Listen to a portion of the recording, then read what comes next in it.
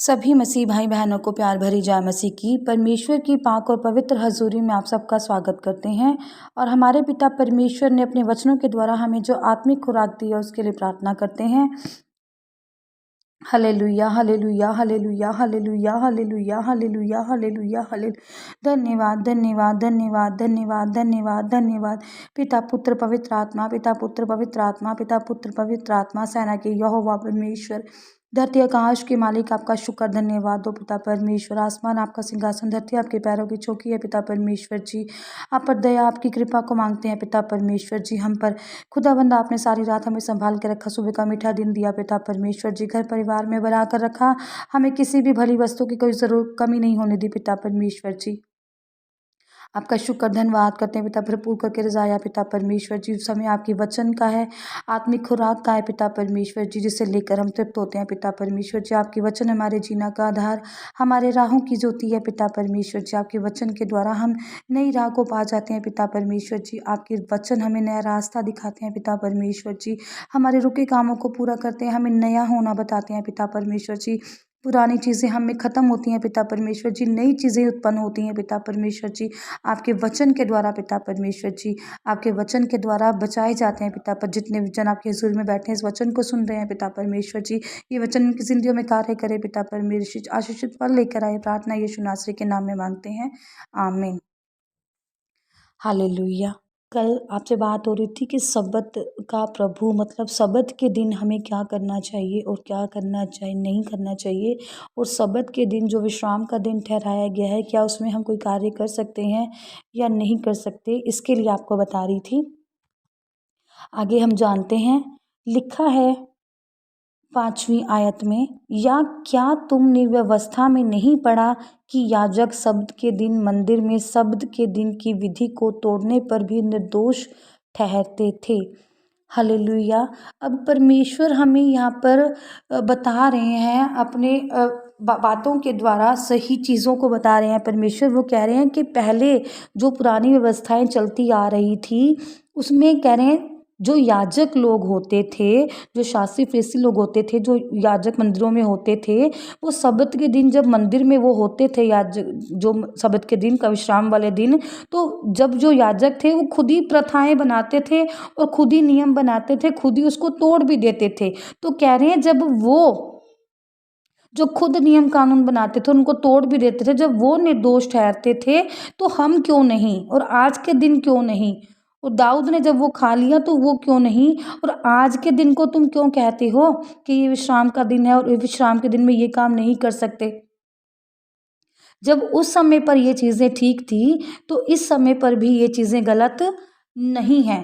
परमेश्वर का कहने का मतलब यही है, परमेश्वर हमें पुरानी ज़िंदगी से निकालकर एक नई जीवन के बारे में बता रहे हैं कि हम गलत नहीं है कि विश्राम वाले दिन कि हम मान लो कि कोई जो पुराने जो रिवाज चल रहे हैं, जो पुरानी बातें हैं, जो शास्त्री और फरीसी होते थे, वो पुराने रिवाजों में इतने डूबे हुए थे, इतने उसमें फंसे हुए थे कि उनको बस उसके अलावा कुछ और नज़र ही नहीं आता था।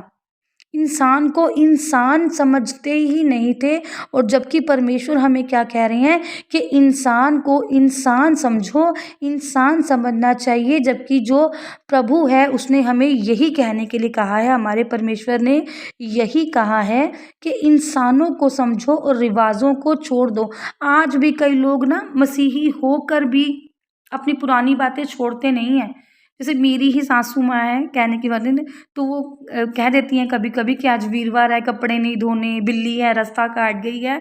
तो हम लोग आज भी कहीं ना कहीं परमेश्वर को जान कर भी, परमेश्वर के रास्तों पर चलते हुए भी हम लोग अपनी कई पुरानी रीतियों को बीच में ले आते हैं, जिससे हम बहुत आगे निकल गए हैं। तो परमेश्वर भी यहाँ पर हमें आगे बढ़ने के लिए कह रहे हैं कि हमें लोग वचनों को मानने की बजाय पुरानी प्रथाओं को ज़्यादा मानते हैं। हालेलुया। तो वो सब पुरानी बातें क्या हैं, ख़त्म हो गई हैं। निर्दोष, जब वो निर्दोष था उस समय पर, तो अभी भी हम किसी को इस पर दोष नहीं लगा सकते। हालेलुया। 6 में पढ़ते हैं, पर मैं तुमसे कहता हूँ कि यहाँ वह है जो मंदिर से भी बड़ा है। हालेलुया। अब परमेश्वर यहाँ पर किसे कह रहे हैं कि जो मंदिर से भी बड़ा है, वहाँ पर ये है। यहाँ पर परमेश्वर जो व्याख्या कर रहे हैं वो खुद पर कर रहे हैं। वो कर रहे हैं, पर मैं तुमसे कहता हूँ, मैं सर्वशक्तिमान ईश्वर परमेश्वर तुमसे कहता हूँ, जो मैं यहाँ पर खड़ा हूँ वो सब मंदिरों से, सब गुरुद्वारों से, सब गिरजाघरों से, हर एक चीज़ से मैं क्या हूँ, बड़ा हूँ। कोई भी पुरानी रीति, दिया बत्ती, हर एक चीज़ से परमेश्वर क्या कह रहे हैं, मैं यहाँ पर जो खड़ा हूँ, मैं क्या हूँ, बड़ा हूँ। परमेश्वर ने खुद को क्या कहा, बड़ा, कि मैं, मतलब तुम, जब मैं जिस स्थान पे खड़ा हूँ परमेश्वर ने कह दिया, तो वहाँ पर तो किसी स्थान की ज़रूरत ही नहीं है, क्योंकि सब कुछ बनाया ही परमेश्वर का है।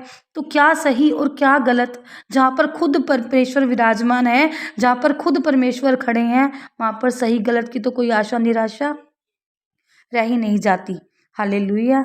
7वीं आयत बताती है, यदि तुम इसका अर्थ जानते, अगर कैसे प्रश्न करें, अगर तुम इसका अर्थ जान लेते तो तुम्हें पुराने रिवाजों पर या उस पर चलने की ज़रूरत नहीं थी। तुम सीधे रास्ते सही रीति से कहाँ चलते, इंसानियत पर।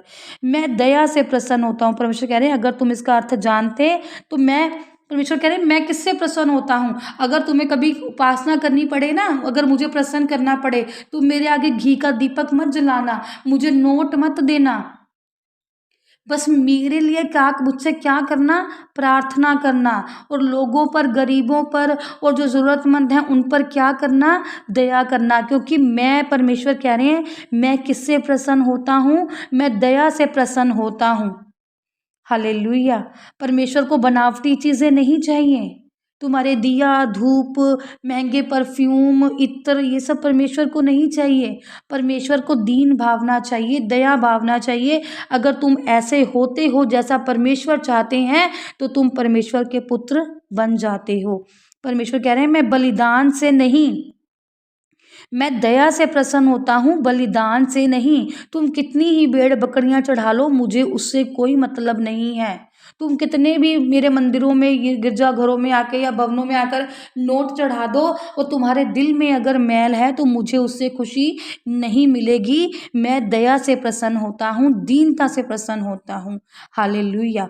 तुम तो निर्दोष को दोषी ना ठहराते, तो तुम, कह रहे हैं, अगर तुम में दया भावना होती और तुम्हें पता होता कि परमेश्वर क्या चाहते हैं, तो तुम किसी को भी, तुम भी निर्दोष को, जो निर्दोष हैं उसको तुम क्या करते, दोषी ना ठहराते। अगर तुम्हें समझ होती हर एक चीज़ की, तुम्हें पता होता कि परमेश्वर क्या चाहते हैं, तो तुमसे कभी भी कोई दोष नहीं होता, और तुम किसी पर भी दोष नहीं लगाते। हालेलुया। मनुष्य का पुत्र तो सबत के दिन का भी प्रभु है। हालेलुया। बिल्कुल, वो कहते हैं मनुष्य, जो मनुष्य का पुत्र है, हाले, मनुष्य का जो पुत्र है, वो जो मनुष्य का पुत्र प्रभु यीशु मसीह सबत के दिन का भी प्रभु है। तो जो परमेश्वर ने बनाया है वो तो परमेश्वर का ही है। परमेश्वर ने दिन बनाए, परमेश्वर ने रात बनाए, परमेश्वर ने ही विश्राम दिन बनाया, और परमेश्वर ने ही किसी को बचाने के लिए या कुछ सही करने के लिए उसको अगर सही रीति से परमेश्वर ने प्रस्तुत भी कर दिया, तो वो क्या है, परमेश्वर ही हैं। परमेश्वर हमें क्या सिखा रहे हैं कि हमें शास्त्रीय फरीसियों की तरह नहीं, बल्कि मानवता पर चलना चाहिए। जैसे शास्त्रीय फरीसी गलत बोलते थे या गलत भावना रखते थे मन में, हमें उसकी तरह नहीं, हमें प्रेम दया में रहना चाहिए, हमें दया करनी चाहिए। हमें पुरानी बातों को भूलकर, पुरानी बातों को नहीं पकड़ना है। हमें क्या होना है, यीशु के नई रास्तों पर चलना है, यीशु के नए बताए हुए रास्तों पर। हम कौन हैं, हम यीशु के बंदे हैं, हम यीशु की व्यवस्था हैं, हम यीशु के प्राणी हैं, अपने जिंदे खुदा के। परमेश्वर ने कहा है ना, सत्य, मार्ग और जीवन प्रभु ही है। इसलिए जो हमें प्रभु कहते हैं, जो हमें वचन कहते हैं, हमें वही करना चाहिए।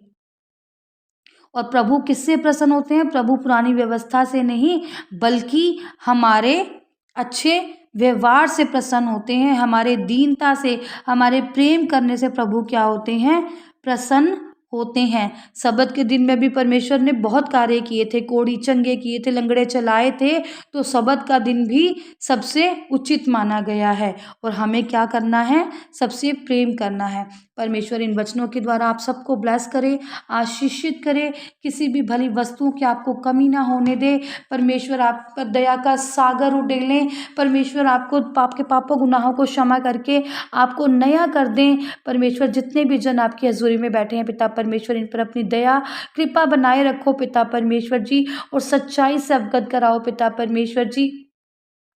एक चीज़ को समझने के लिए बहुत व्याख्या करने की ज़रूरत नहीं है। हम अगर एक लाइन को सही तरीके से समझ जाते हैं और उस पर चल जाते हैं, तो हम परमेश्वर के आशीष को पा जाते हैं। परमेश्वर इन वचनों के द्वारा आप सबको आशीषित करे, ब्लेस करे। प्रार्थना यीशु नासरी के नाम में मांगते हैं। आमीन, आमीन और आमीन।